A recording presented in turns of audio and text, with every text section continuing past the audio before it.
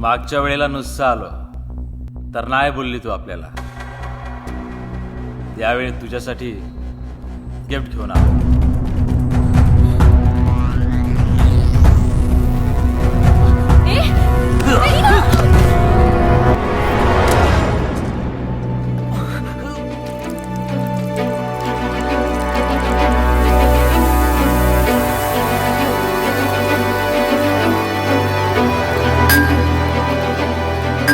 जो कोणी आपल्या कॉलेजच्या पोरीकडे वाकड्या नजरेने बघणार त्याला पहिला मी सरळ करणार.